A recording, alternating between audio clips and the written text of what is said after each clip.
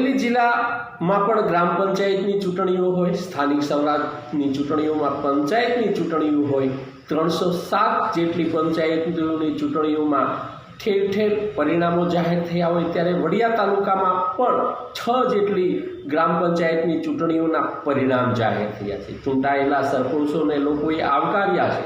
ગ્રામ સંસદ એ ગામના વિકાસ માટે મહત્વપૂર્ણ ભૂમિકા નિભાવતી હોય છે, પણ જો એ સરપંચ તાકાતવર હોય, પોતાની આવડતને સાથે વર્તમાન સમયમાં રાજકીય આગેવાનો પાસેથી અને તંત્ર પાસેથી કેવી રીતે કામ કઢાવવું એ જો આવડે તો એ ગામડાનો વિકાસ ચોક્કસ થઈ શકે તેમ છે। વડિયા તાલુકામાં 6 ગ્રામ પંચાયતની ચૂંટણીઓના પરિણામ જોઈએ તો માયાપાદર ગ્રામ પંચાયતની ચૂંટણીમાં રવિભાઈ વાળા 396 મતથી વિજયી થયા છે। ઈશ્વરિયા ગ્રામ પંચાયતમાં મોતીબેન ડાયાભાઈ સોંદરવા વિજયી બન્યા છે। ખાન ખીજડીયામાં અશોકભાઈ દાફડા 384 મતથી વિજયી થયા છે, ત્યારે દળવા રાંદલમાં મંજુલાબેન બરવાળિયા 729 મતથી વિજયી થયા હોય।